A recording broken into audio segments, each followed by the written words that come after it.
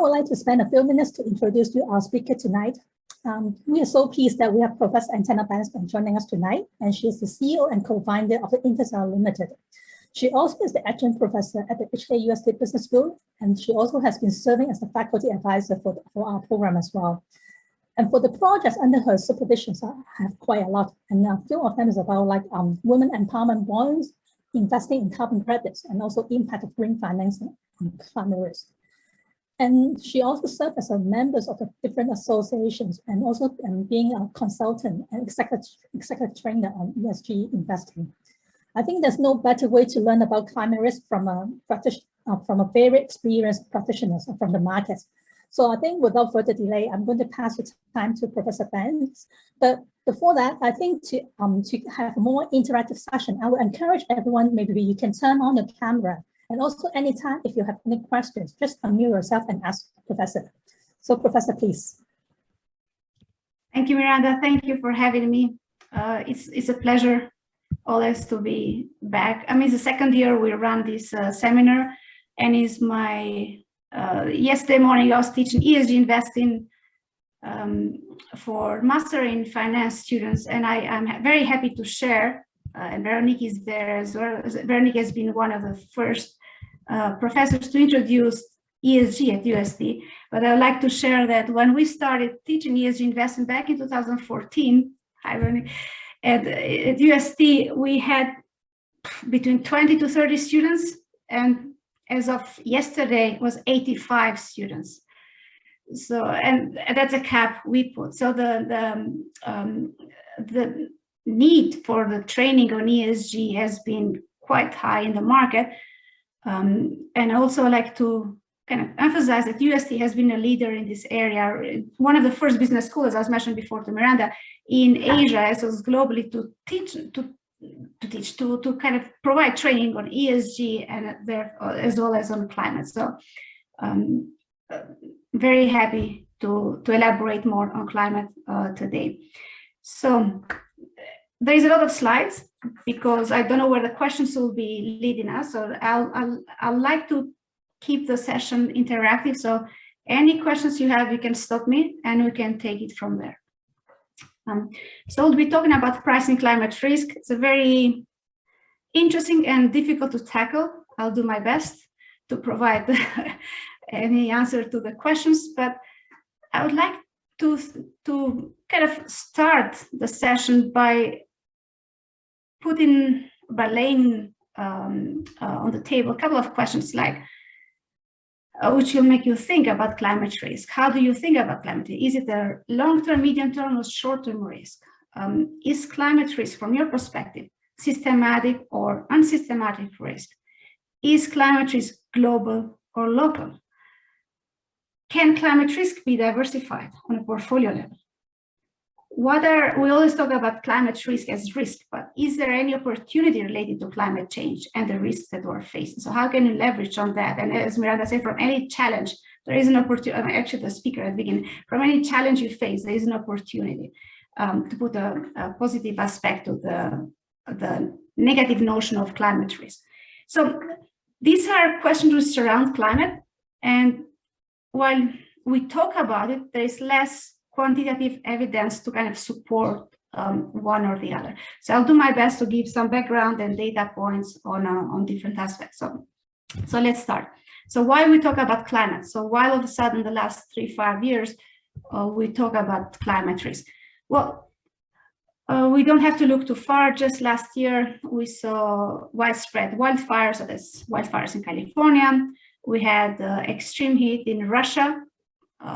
We had floods in Germany, a developed country, which had more than 200 people, 120 casualty from flood. We have snow in Athens in Greece, and British Columbia in Canada. We had extreme heat in summer, temperatures going above 40 degrees in some places, and then it had floods in winter. So what's happening? It's very simple. The climate is changing, and that's because the carbon emission are how much carbon we emit. That's a direct link between carbon and temperature. And the temperature is changing globally. So you talk about global warming. However, it's important to understand that this warming is not uniform. Some areas will warm more than the others. And the IPCC6 displays it very nicely. As you can see, the areas, so land will warm more than the oceans, and the Arctic and Antarctica will warm more than the tropics. This is very important because we're talking about ice melt and all the CO2 which is trapped there.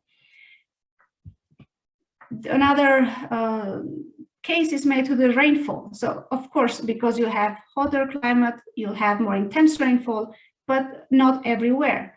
And these maps show that the rainfall that you might see, whether it is 1.5, 2 degrees or 4 degrees, and just to clarify, when you talk about warming 1.5, 2 or 4 degrees, that means by end of the 2100.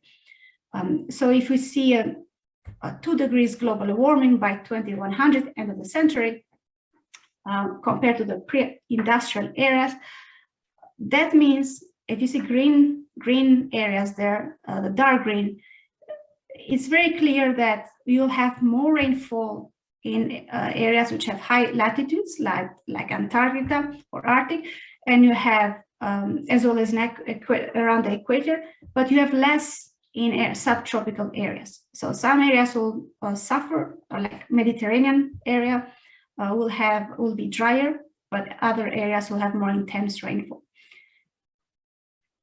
Again, when we see this, I mean, this is already strong in warning us what we face, but most of us think of climate like long-term, 2100, which I just mentioned, or 2050, 2070. I said, oh, well, it's too far ahead.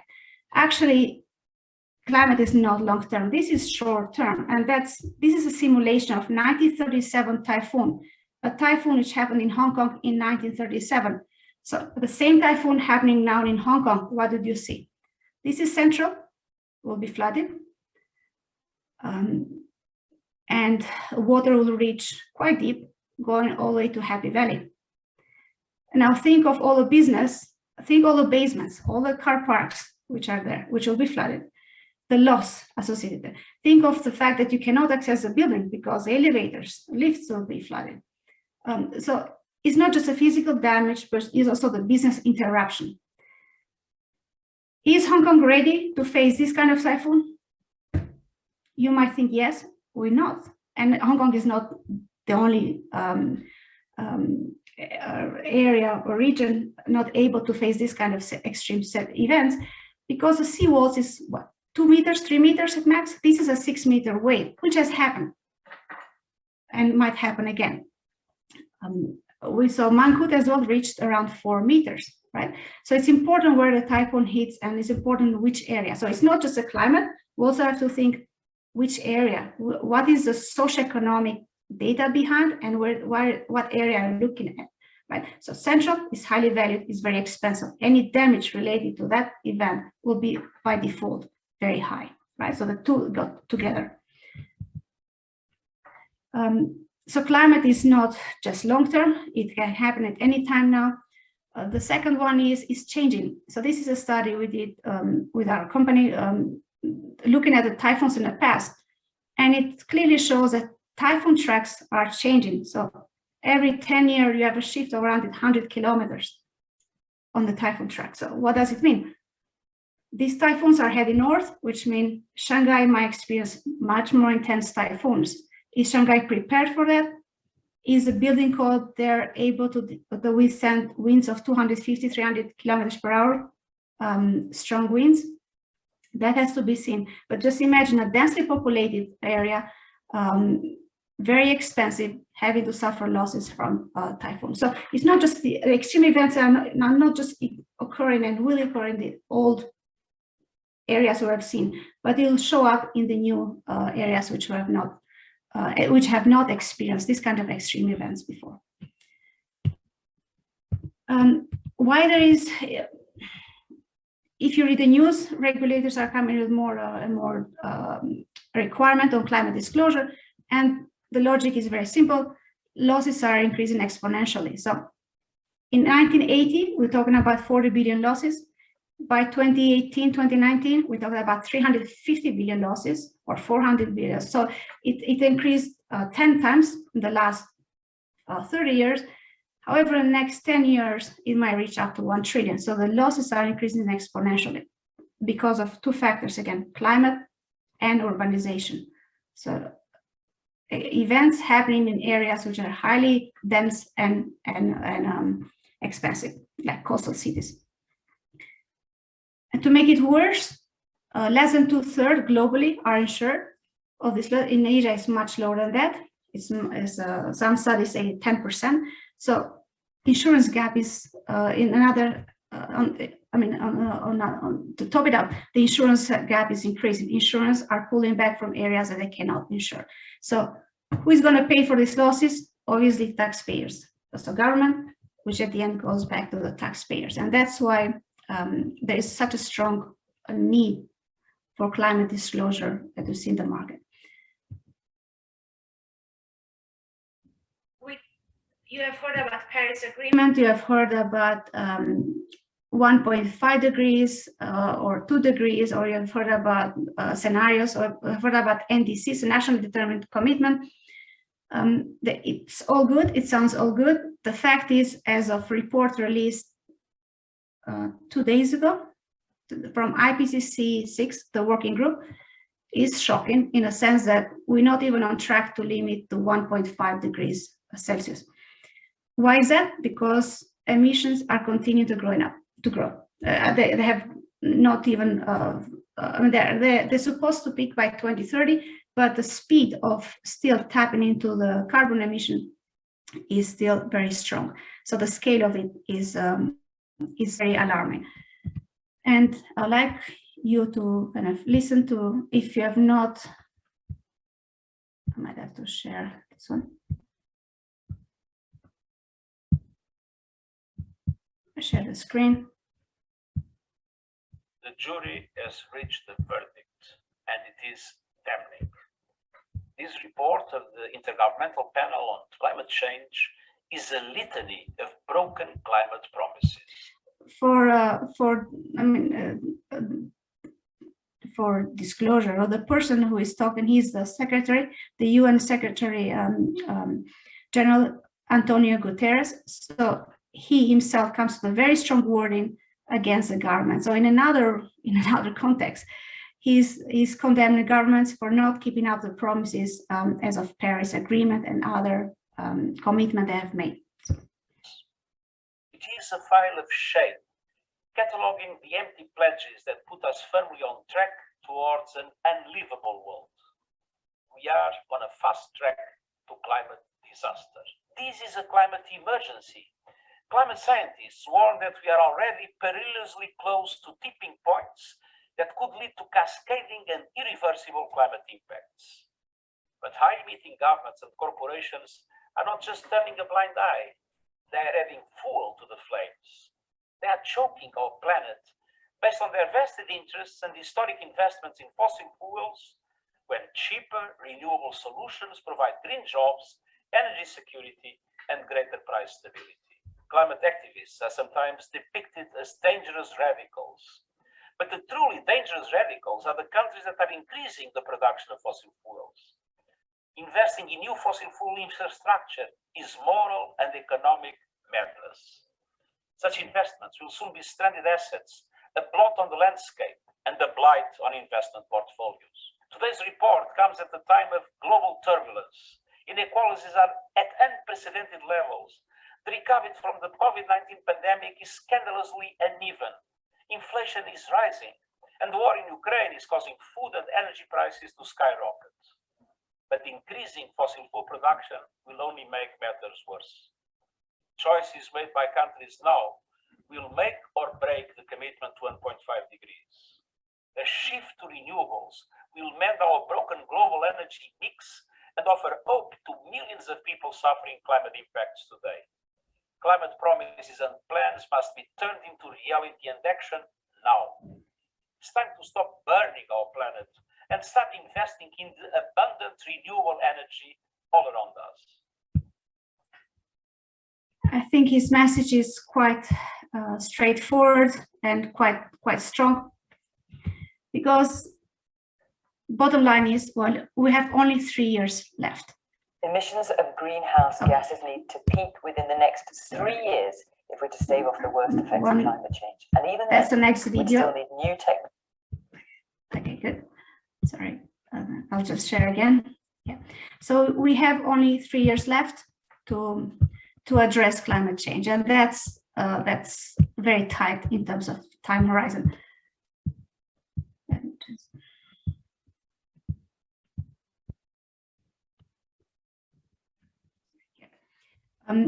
All the 1.5 commitment and the below to the green and the blue line, they both assume that by 2030 we reach the peak of the emission and greenhouse gas emission, and after that we go for a drastic reduction, whether it's 43% to reach 1.5 or it's 27% by 2030. If we are unable to do so, most likely end up for 2 degrees Celsius is the tipping point, is where climate scientists, they are not able to describe the amplification of the climate events, where the various climate variables and various climate phenomena feed into each other. So that will be a catastrophic point to a very sensitive threshold for humanity to cross. So it is highly urgent for governments and businesses to address climate change. So why should they do? Let's make it very real. So what's the business case for climate? How do most of the people think about climate risk? First thing will come, it will be carbon risk, carbon price, reducing carbon, which is true. And because of the carbon, we have the climate event. So the carbon intensity, the carbon emission, the more we feed into the atmosphere, the heavier the physical climate risk. However, think of that, carbon is a derivative, as a consequence of the company operation. And that feeds into the planet and the system, the climate system, which in itself is an external risk to the company. So it's 2 ways. You pollute, but that's your footprint, but you are also exposing yourself to other risks, the risk that you are external risk, the risk that the company cannot control. Is carbon priced in? To a certain extent. I don't have the slides here, but we did a study back in 4 years ago for China A shares, and it was very obvious that companies, so we did kind of control techniques, and the companies with a high carbon intensity tends to have a lower P ratio and PB ratio. So the companies which pollute the most also have the least cash flow and the lower prices. But to go there beyond the carbon, because I think there's more research on carbon than there is on physical climate change. So how do we deal with the consequence of the carbon pollution, the greenhouse gas pollution? This is a rainfall flood analysis. We're in Hong Kong. We are highly exposed to climate risk, but it's also a developed area, region where the government can interfere and reduce the vulnerability to climate. Nonetheless, this is a rainfall urban flooding. So that's central. This is on Central and Exchange Square. Intense rainfall within 24 hours will cause flood in these buildings there. And the darker the color, the higher the depth. We're looking at the 1 meter depth, etc. So this is quite important for the real estate developers. Another article on Hong Kong was picked up from Bloomberg a couple of months ago with a headline, "Property Tycoons Ignore Flood Risk on Hong Kong's Latest Frontier." So they talk about the development, which are close to the Shenzhen area, all this yellow and red, so some under construction, some are already constructed, some are planned. The interesting thing is that they fall into the floodplain. Flood here is the storm surge, and they have an elevation less than 4 meters. Should they have been doing an analysis on that, this area should not be considered as an area where we can develop and build housing because the flood risk is extremely high. So it shows an awareness which is still lacking in many areas of the world, and especially in the real estate sector. We also did analysis further down on looking at these properties of for rainfall flood. So that was storm surge. Rainfall flood looks similarly bad. And some of the properties, like the one I highlighted, there are more than 4,518 floods, valued at around 4.5 billion. They have 1% probability, so 1 in a 100-year event, to see more than a meter flood. If that's priced in, obviously this will not be. This should be reflected in the price, which has not been. There is only certain areas in Hong Kong which have seen, like the Hang Fat Shui, which had flooding because of the Mankut, where the prices have been 4.6% lower than other properties in Hong Kong, while controlling for other factors. So what I want to say is a flood risk, especially in Hong Kong, with floods or climate risk, Hong Kong is mostly flood and typhoons, has not been priced in. We see more priced in US market, like Florida or New York, bit in Europe, but less so in Asia. Before I go to the next slide, any questions so far?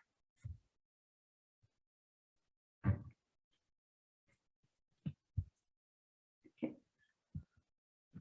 If no questions, I'll continue. So looking at climate, there are two sides of the climate. One is the physical risk and one is the transition risk. Physical risk, as we know, acute and chronic climate events. So flood is acute, heat stress, so typhoon is acute event, but if you're talking about sea level rise, extreme temperatures, or heat stress will be more the chronic climate, so global warming will be more chronic climate event, something which is there and is going to be there. So it's more permanent. On the transition risk, we're looking at the regulation, we're looking at policy risk, tech risk, legal risk, so liability risk, etc. Now, the two of them have a trade-off, meaning if you work, like in the diagram there explained, if governments work and they keep their promises to cut the carbon emission, so regulate the market and ask the companies to come with a clear target and meet the targets. So we are actually limiting the physical risk. So the more we implement and transition, the lower the physical risk. However, if you fail to do any transition right now, so we're not going to suffer any kind of loss-related transition because any carbon reduction comes with a certain economic cost. If we don't do any transition, then the physical risk is very high. And some countries are in between. Some countries are more exposed to physical risk, some are more exposed to transition risk, right? The point is, the losses we would suffer from physical risk will be way higher than whatever economic costs we have to face because of the transition. And with the IPCC 6, and as you heard, Antonio Guterres, is that the cost of renewable energy has dropped below fossil fuel. So the cost of shifting from high carbon to low carbon economy are becoming much more economically viable. That's the first thing. The second thing, when you look at physical and transition, there are different layers of this impact. So physical risk, the first layer will be operational cost, will be supply chain disruption, will be lost revenue, business interruption, etc. But then you have a second layer, which is more permanent, which is labor productivity because of the extreme heat. So lower GDP, lower economic activity. You have asset price volatility, unpredictability from supply chain, from agriculture, etc., crop yields, etc. Then you go to the third layer, which is geopolitical stability, water scarcity. Of course, will cause migration. You have natural capital loss, biodiversity loss, etc., etc. So there are multiple layers of this risk, and we have not even scratched the surface of analyzing the first layer impact, let alone the second and the third. On the transition risk, again, you have various layers, or 3 layers, and the first one is technology stranded on asset depreciation, like the stranded asset that Antonio Guterres was mentioning. Then you go to energy price volatility, asset price volatility, profitability, etc., etc. So climate risk is, the magnitude of climate risk is much more than what we actually thought, and much more than what we're as of now able to analyze and quantify. Okay. So let's move to the climate value at risk. The concept is the same as in finance. We're looking at what the threshold will be, 1%. So any extreme events or events which have a probability of less than 1%, so 1 in 100 year, will cause a certain damage. So what will be this dollar loss associated with the climate value at risk?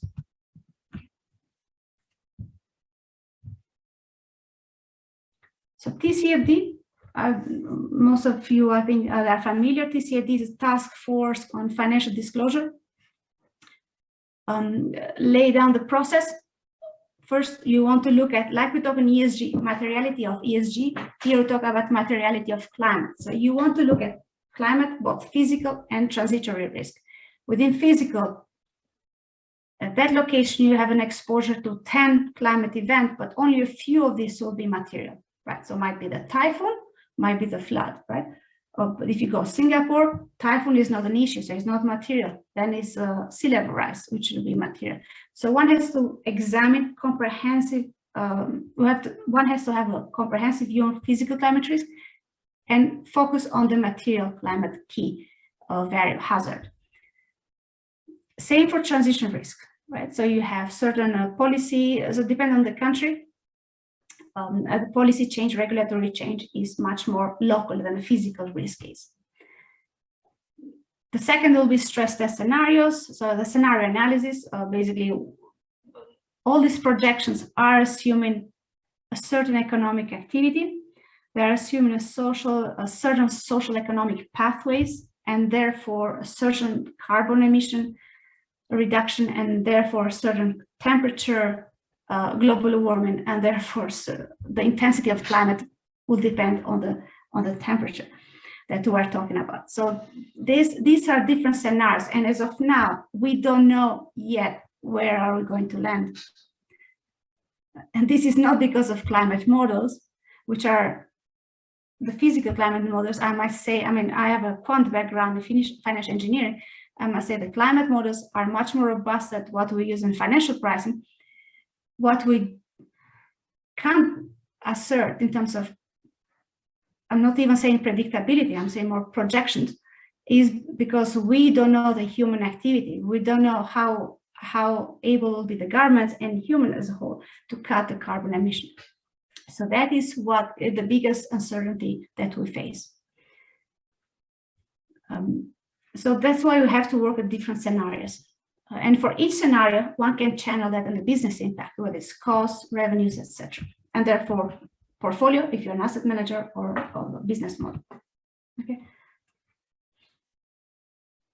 There is, when you look at the analysis, especially physical climate risk, one has to have a very kind of structured approach.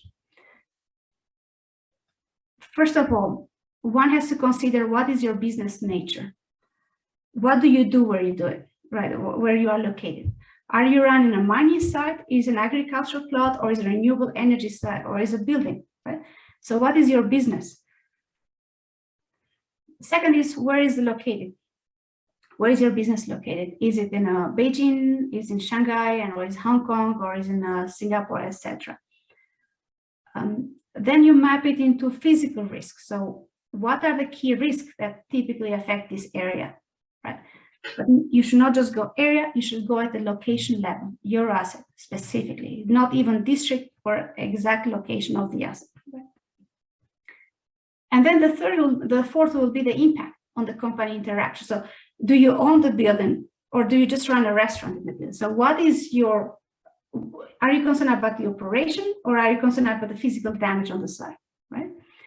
So once you have this framework, you end up with a key climate risk that affect your business, right? Or your building, depends on what you operate. And then you can check the likelihood and severity, you can check the dollar loss, as well as then looking at adaptation measures, and as well as recovery plan, which is more internal, right? So this is kind of the logic behind, especially the physical climate risk. Transition risk is much more on a high level, depending on the country you are, what is the regulation in place and the policy change that might affect your business, right? And where is the trend going in terms of carbon reduction, carbon price, and all the other regulation. Okay. Physical climate risk per se has three parts: exposure, hazard, and vulnerability. And I mentioned that before quickly when I mentioned this block. So you have to think what you have, where it is located. Then you have to look at what climate events are you exposed to. And then you have to look at vulnerable. How vulnerable are they? If it's a farm, it's different vulnerability than it's a physical asset, like a building, right? And I can just move this quickly. You go from their exposure to vulnerability, and the final will be the dollar loss and stress test scenarios. So scenarios not just for different carbon concentration, which are represented from RCPs, so RCP 2.6, 4.5, and 8.5, but also different return period and 4 time horizon, so 2030, 2050, or 2100. Right.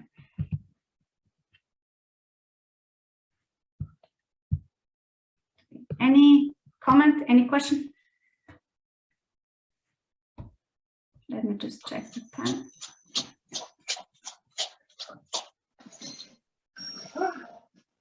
Yeah. Okay. So when you talk about climate scenarios, I like to read the definitions. The goal of working with scenarios. Scenarios are what? The one I just mentioned before, RCP 8.5, 2.6, or 4.5 in between. So what are these scenarios?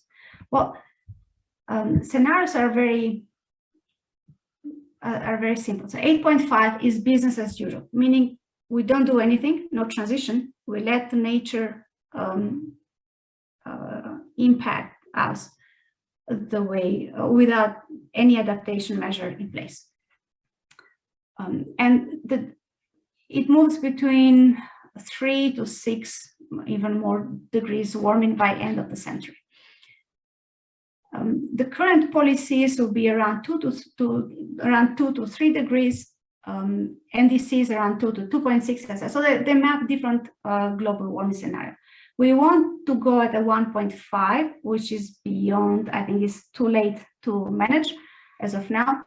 So that most likely you end up at 2, which is still very, very hard landing. So when you do this projection in terms of climate risk, is to better understand the uncertainties and alternative futures. So basically you want to map your decisions and what options you have under different scenarios. So under 8.5 or under 2.6 or under 4.5. You know, it's not about predicting the future. So one should not take these scenarios as a kind of, that's what I'm going to have $100 million loss and that's it. No, you want to look at 100 million loss on under 8.5 versus maybe 2 million loss under 1.5. So you want to look at the relative exposure rather than just the absolute exposure. So step 1, you want to understand the overall climate hazard. For example, we're in Asia.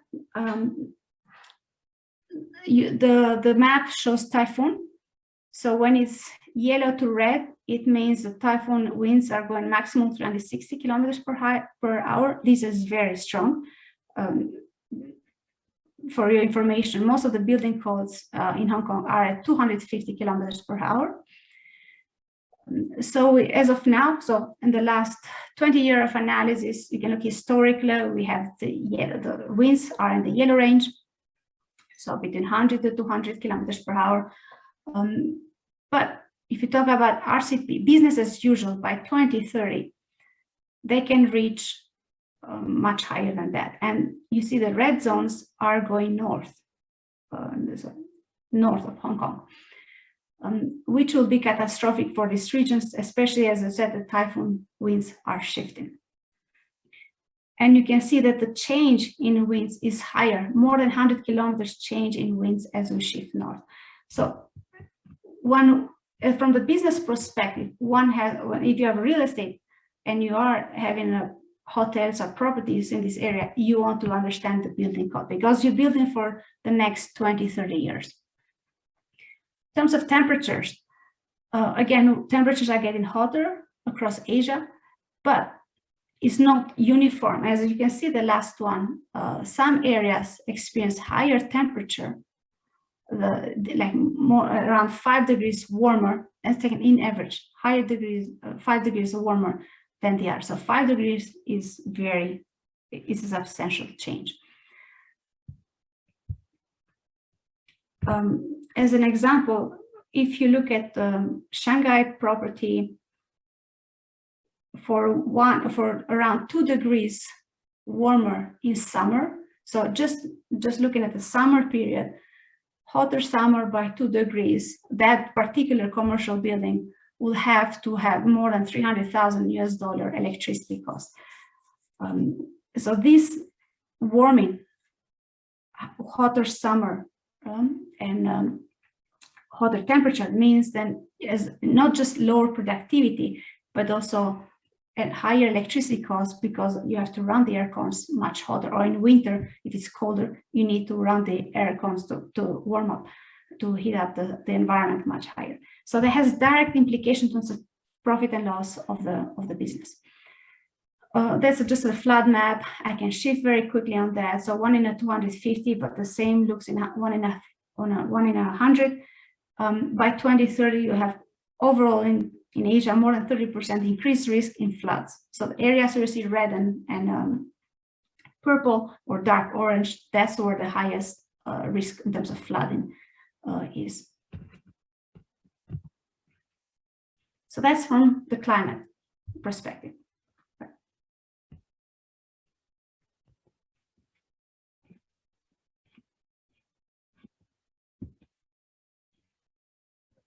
The second will be from a portfolio perspective. So you want to analyze your portfolio.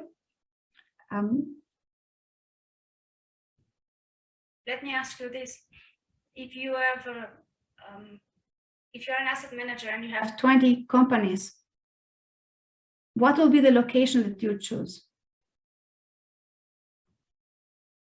for each company? You have a portfolio of 20 companies. Globally or in the country, doesn't matter. What would be the location that you want to analyze? How do you analyze a portfolio?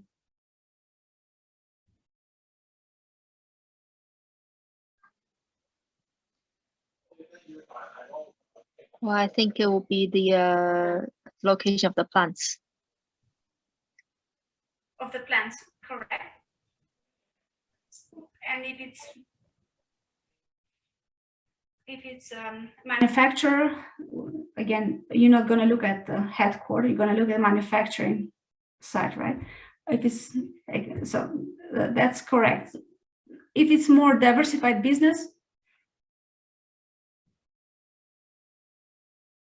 would you choose just one?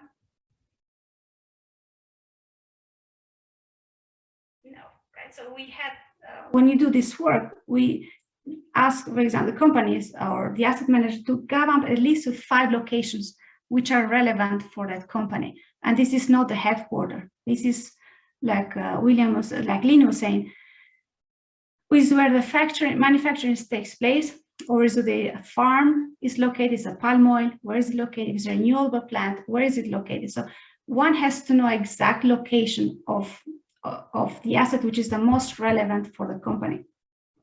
If it's about real estate, it's easier because it's a building.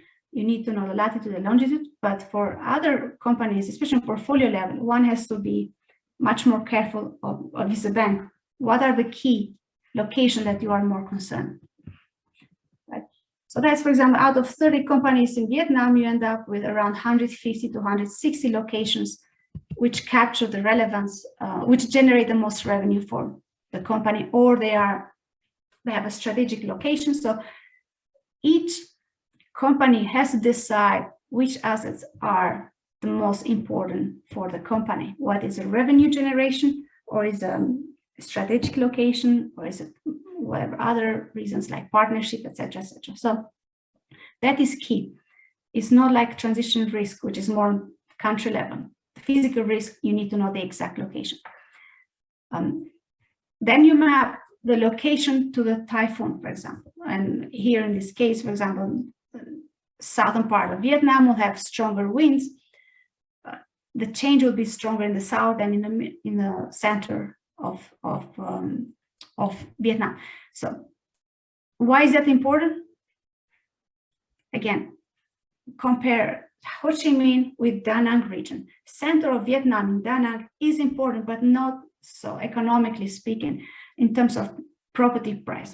Whereas if that wind is stronger in the southern part, in Ho Chi Minh, and Ho Chi Minh being an expensive city for Vietnam, the loss will be much higher, right? So it's not just how strong is the wind, but it's about the climate and the location together.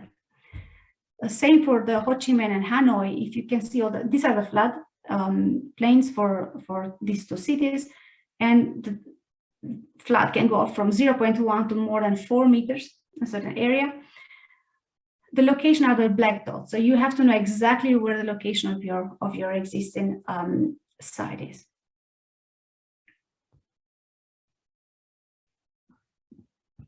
Yeah, there's one. A good question. So if you have any questions, you can write them on chat, and I can address them as I move on. Okay, so let me move.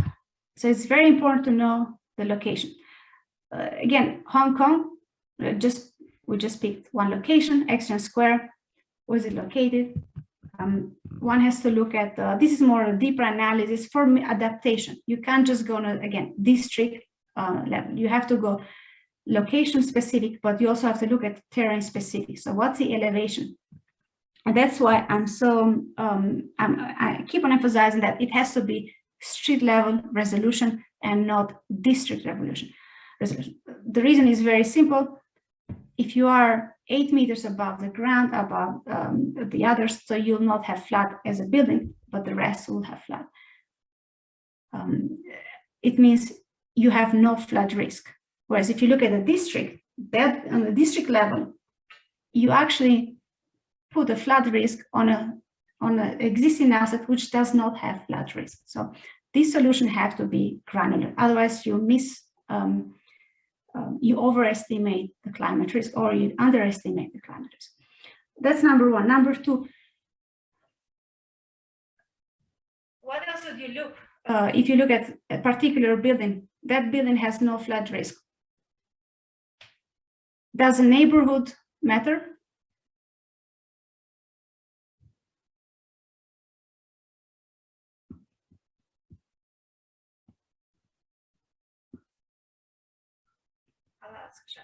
So neighborhood risk, and I come to the question very soon, is very important. So you as a building, you might not be affected from the flood, so you don't have physical damage, but you might not be able to access the building. So you'll have business interruption, right? You have debris from typhoon, you have flood related, that other, so the pipelines are full, so the street is flooded. So you'll have business interruption risk. So these are very important to understand when you're analyzing physical risk.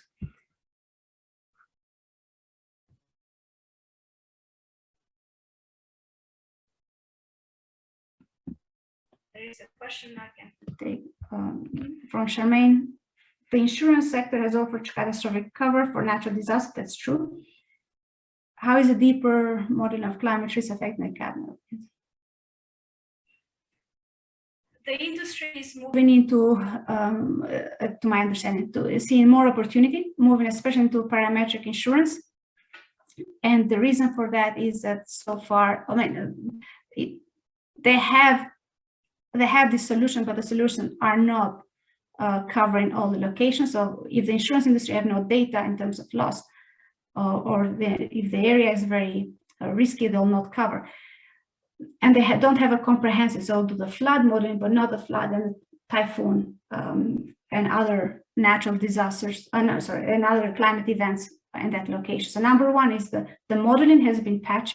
Number two, the data are patchy, especially in Asia. And typically the models that they run are location-based. They are not standardized, and you cannot use them to cross-compare different locations. So the tech, the use of big data and satellite data and climate data, it's helping the insurance industry to standardize, to have a much more comprehensive look, not just on the climate, but also on the socioeconomic data, so the density of population, the economic activity in that location, etc., to estimate the potential loss from an increasing climate severity or frequency of the climate. So we do see a lot of demand either from insurance or the new insurtech companies on the parametric insurance. Thank you, Professor. So, welcome. Thank you, Sharon. Yeah. The rainfall. So if you want to look at the analysis, I think I can skip there. You can simulate different rainfall, and that's what we saw before, which give you an idea of the flood risk. Now, one thing is most of these solutions, especially when you do it globally, I mean, you use the standard methodologies to cross-compare globally. They are used to see the vulnerability, but the resilience, one has to go on the site level. So all the buildings have a different type of resilience. So whether they have a flood wall, to what level, etc., etc., one can lower the climate risk. So there is climate hazard, is vulnerability, and there is the resilience factor, which has been implemented to a certain level at the site level, right? So if you do, going back to the portfolio, you're running this 20, 30 location or 150 locations. Again, we should not overestimate the climate. So if you go location per location, then you see that some areas have no flood risk. Then you see some areas have no typhoon risk, especially if it's globally diversified, globally located. Only 10, 20 assets will have what is the critical mass of the loss, where the loss comes from. And that's where the focus should be. So you have a coverage of the whole portfolio, and that helps you then concentrate on each asset level and see what is causing what climate variables that I'm talking about. Is it about chronic hazard, or is it about acute hazard? And what is the driver? Is it typhoon or is it rainfall flood? Right, or is a sea level rise that is gonna be my critical climate risk? And to my experience also in the market, this is like so far the major driver for disclosure, like climate disclosure, knowing what are your key climate risks on a portfolio level, or at least from the business perspective. I think knowing what you are exposed to in the incoming 10, 20 years.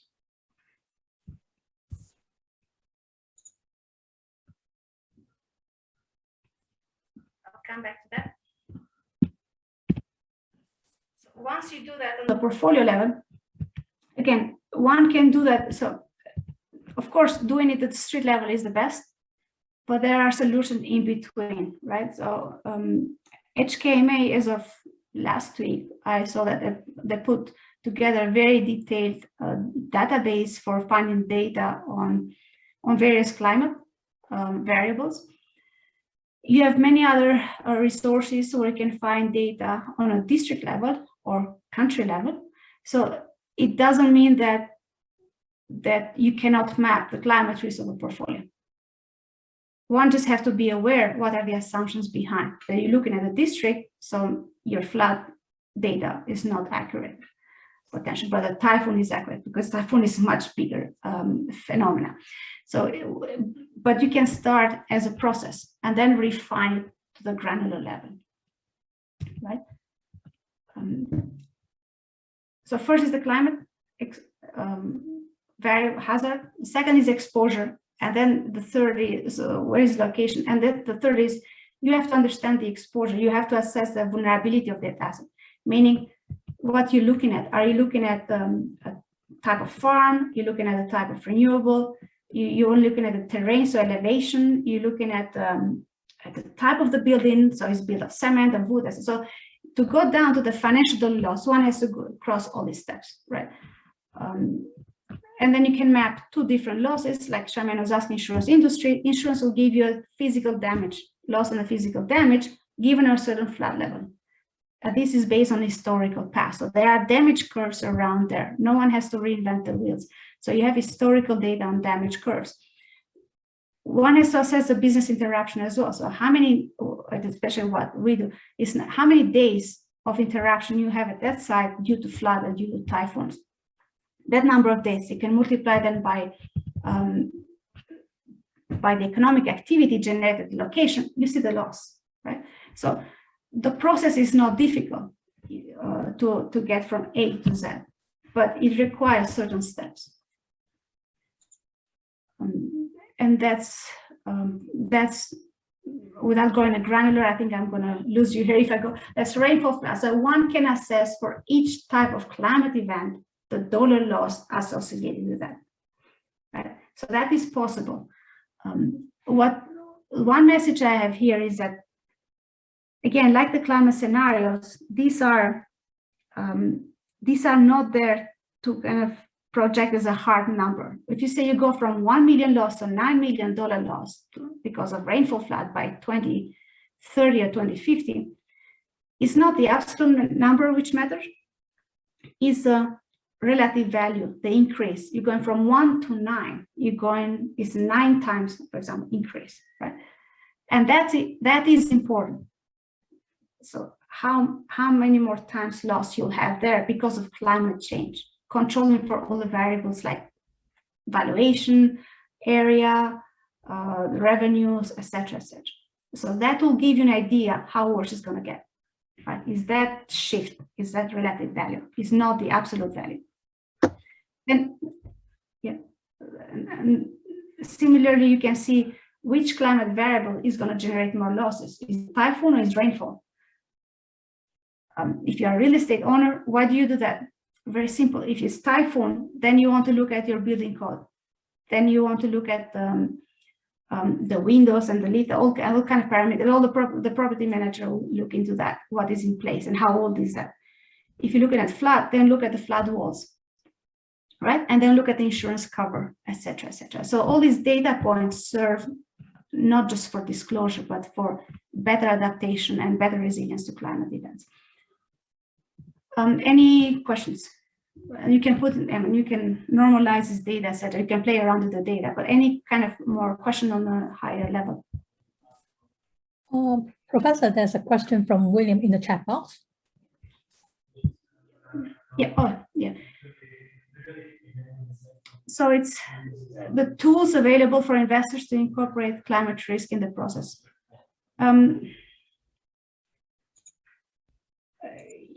Unfortunately, I mean, there are some preliminary tools, like the one I mentioned, the data which are released from HKMA or other, the AR6 puts an interactive tool there, so you can check per region, different regions, what the temperature, rainfall, flood, etc. What most of them don't have is the dollar loss, the projected losses. What most of them don't have is the location, right? So this is groundwork that is done from companies, climate tech companies. So there are some in US, in UK, in Asia is very limited because it's heavy on tech. So the technology behind is quite is challenging. I mean, I can't give better answer to that. I know it's very difficult to develop the expertise if you are a big four and you want to develop in-house expertise in this. It takes time. It takes a lot of not just tech people, but also climate scientists as well as financial analysts to come together and map it into a whole product. So it's interdisciplinary work, but a lot of tech involved to that. That's what I can say. But to start on a district level or to start on country level and then go district level, at least from the score perspective, that is there's a lot of data, available data online, which one can use and can do. At least a score, high, low, medium, high. You don't have to go on the flood level. You don't have to go on typhoon strength, but you know that this is high risk area, this is low risk area. And you can do the shift within your portfolio or decision or whatever the nature of the business is, based at least on this kind of risk assessment. Heat maps. Okay. Yeah.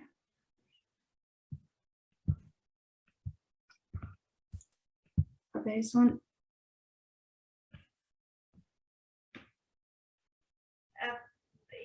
Yes, to a certain extent, I can say yes. So geospatial data, location data, terrain data, this is mostly physical risk, because physical risk is very sensitive to the location, especially floods, which is one of the biggest in Asia. But transition risk, no. Transition risk, you don't need to know within the country where the location is. You're just subject to the regulation of the country, the policy, so it's less sensitive on the location, much less. I mean, you don't need location data for that. So it's, in other words, physical risk is very heavy on models, data, and technology. Transition risk is labor intensive, so a lot of ground search, policy, regulation. It's more qualitative data, more qualitative work than quantitative. But it's easier to, it just takes more time, but it's easier to assess the transition risk. Yeah. So when you work with companies, of course, this is detailed work, but at the end, what do they need? If you are on a board level, a CEO or CFO, all what you need to start with is first to assess what are your key climate variables. So that's first you kind of, and then you can do it at the district level data, at least, without putting too much emphasis on flood, but you can say extreme heat, snow melt, or sea level rise, or whatever, typhoon or storm surge are my key climate variable. And that is one very good data point already to address in conversation with the regulators, in conversation with investors, etc. The other variable is what we say is the top asset to generate the most losses. So even if your models are maybe not super robust, but at least you get an idea which asset will have the most loss given what type of climate event, right? So that will help you to assess the critical assets given their location. What is very insightful is how many times worse this is going to get, right? On a portfolio level as well as an asset level. So it's going to increase by 1.5, 2 times, or 4 times, right? So that is the most, I think, insightful overall, as well as giving a percentage in a portfolio level. Like climate value at risk is like typically around 1% to 5%. Sometimes you see 8% on a whole portfolio level in terms of potential loss at 1% probability scenario, at 1% probability event.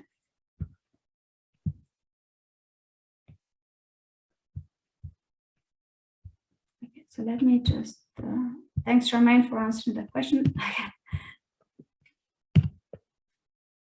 The transition risk is there's a lot of regulation policy, but there is at least 3 things one can do, which are quantitative, and they are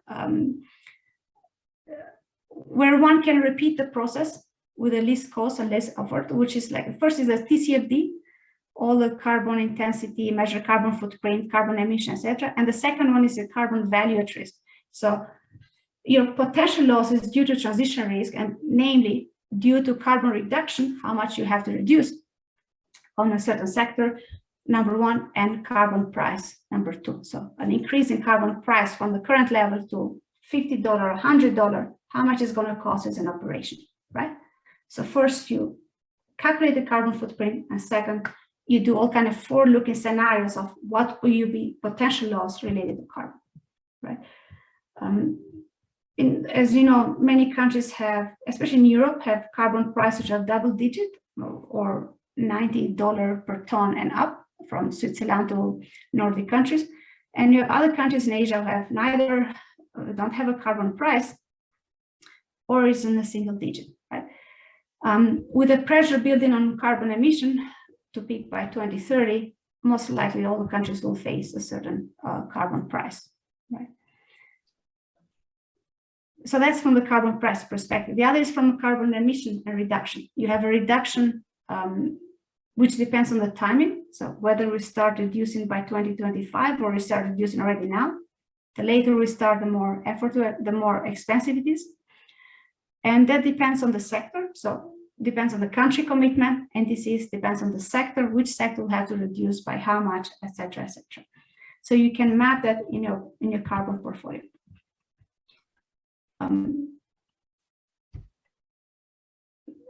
For the financial sector, the metrics as required from the TCFD is the one which gets most attention. Meaning you have to report the weighted average carbon intensity normally. So you normalize for the revenue. You have to look at the carbon emission, totally carbon emission given. So basically, what's your ownership on a certain companies given their market cap, carbon footprint to help to cross-compare portfolios, and carbon intensity. So you get this number. So what do? You look at, of course, you report. Number one. Number two, you look at how you evolve from year to year. So you look at the trend. You look at the benchmark. So you compare to benchmarks like MSCI index, and they have, or MSCI emerging market, and they have various indices, various carbon numbers. So the weighted average carbon intensity for certain indices, etc. So if you are an emerging market, if you are a Vietnam-based asset manager, then you want to compare to the emerging market index and see whether you are actually more intense. You have a carbon intensity which is higher or lower than your peers. All right, so that will be from the carbon intensity, from the carbon transition, from a transition point of view, looking at the carbon point. There are more on transition.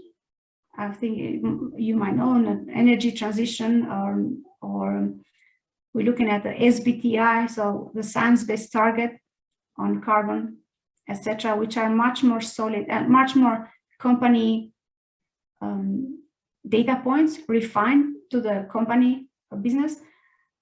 So what can you reduce in terms of carbon given the type of business and given the sector that belong, etc., etc. So there are various extensions of transition risk in that respect. Any question I can ask on transition?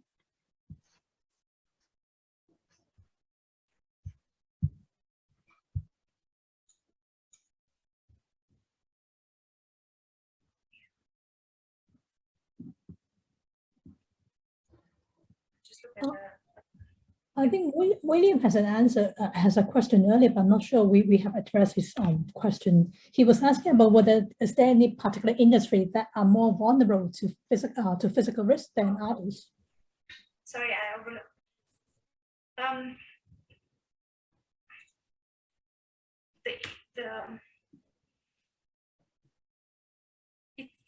I can name the industry, but this still depends on location. Industry overall will be real estate, the property industry. So how much risk you have given, because real estate and infrastructure, because they are by default long-term investment, right?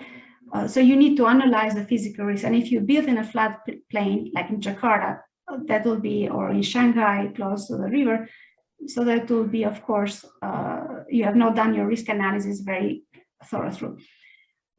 Agri is the second one, agriculture, especially because of not just floods, but also extreme heat and water scarcity. So you'll have flash flood, especially Southeast Asia, but you also have heat, which damages the crop yields, which is good for some, but maybe not for certain yields. So that depends on the sector.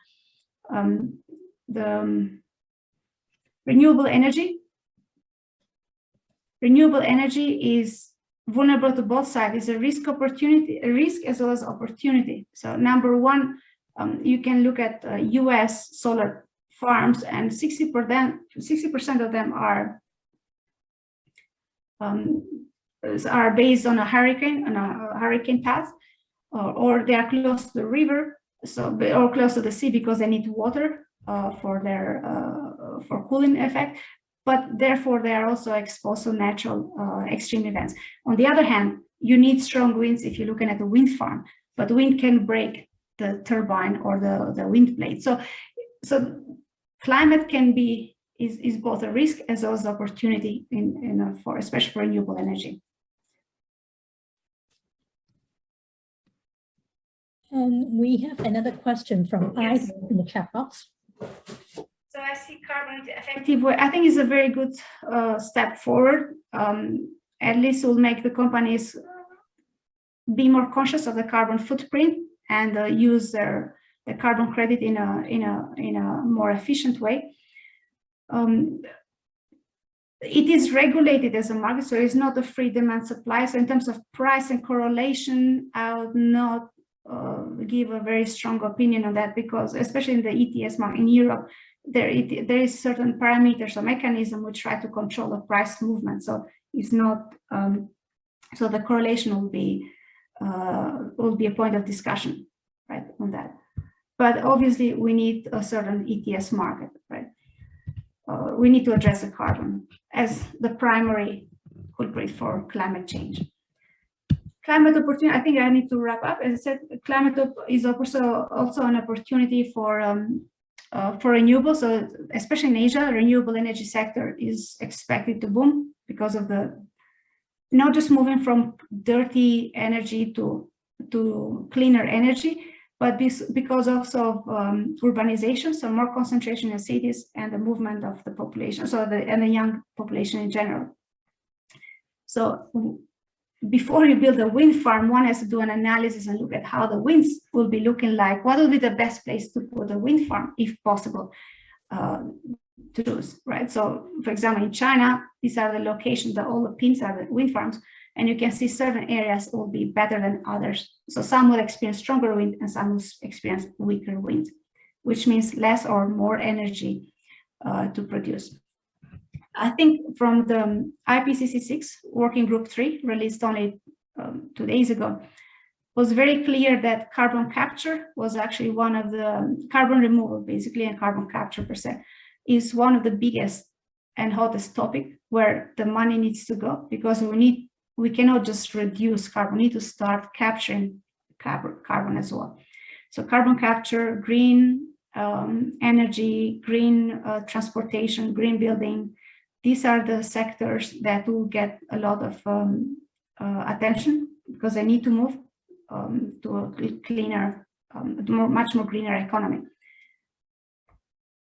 From a being a finance professional, and it's very kind of not very encouraging to see the financial flows have been lower than what we expected. So climate finance has been lagging and is not able to address, we need finance, we need climate finance to help us move from high carbon to low carbon, despite the fact that it's sufficient global capital. So why is it missing? And I put it there, why? I mean, to my knowledge, is because there's still not, we talk a lot about climate, but we are not able to assess the dollar loss. We're not assessed the price impact. So climate impact on the price level. So as long as we don't have these tools to go with the data points, of course, the financial market is not able to assess efficiently and accurately where the money should go. But with the green bonds, the sustainable bonds, at least, and all the other kind of green assets, we're moving in the right direction, but not fast enough. I think, yeah, that's the end of the presentation. I can take any more questions, but in a nutshell, climate is a systematic risk and is a global risk. Even if you are just locally, operating locally, if you want to have if you want to make decisions on a climate risk, one has to go very granular, but on a high level analysis is still very useful to understand what are the key climate driver, right? And climate, again, is both risk and opportunities, right? It depends on how you look at, once you have a view of a climate risk, how you can turn that into opportunity from the business perspective. Right, Miranda, am I on time?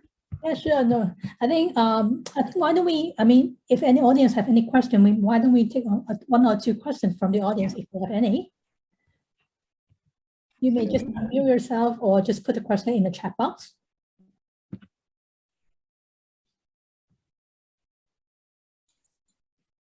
Well, you think for questions, I just show a map of Hong Kong, for example, floods.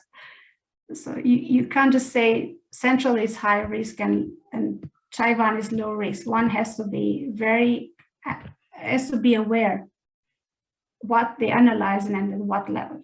Right? Otherwise, there will be misconception and misallocation of capital. Okay, so very. No, it's not scary. I don't want to scare, but as I mentioned somewhere else, if we don't put a number behind these projections, then there's little movement. And for finance to kind of be able to allocate capital to more efficient locations, like stop financing,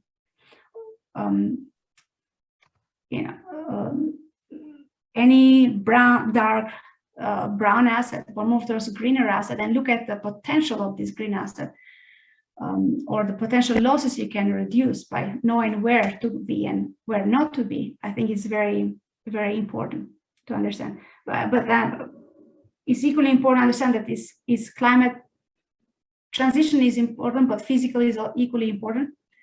But it's heavy to build the expertise, and I guess regulators will have to be more supportive or more patient with the companies as well in addressing this demand. And Professor, I think Ida has a question to you. She just want to check whether there's any suggestion from you so that we could mitigate the climate risk for the business owner on the transition order.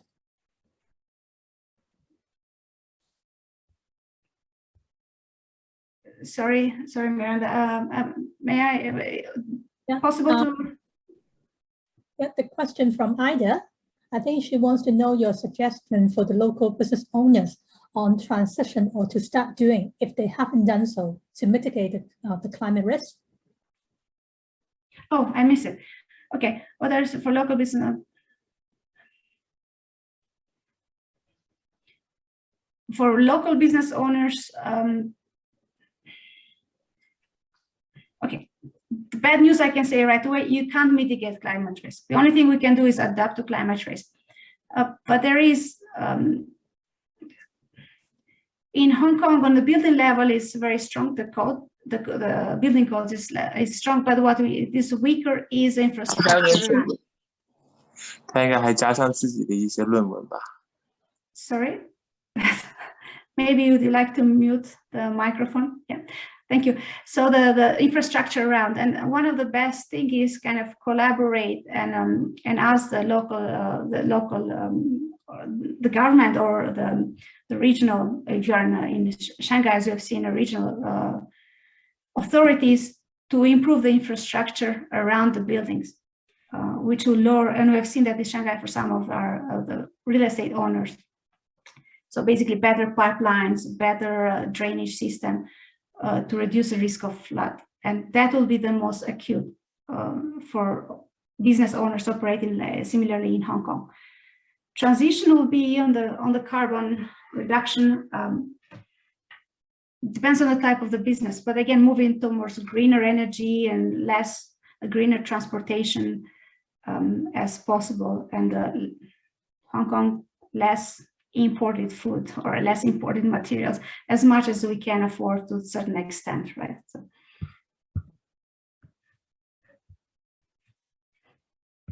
yeah, that's my suggestion. The first steps is asking for better infrastructure around the buildings in Hong Kong. Yeah. So, any more questions? I think we probably could take one more before we end the session. Not, I don't want to scare anyone before going to bed. I mean, this is we can have opportunities out of this climate risk. The message from the IPCC 6 and the working group is the good news. We have the tools to adapt to climate change. So before 2 degrees reach, we can adapt to climate change, and we have the tools to do so.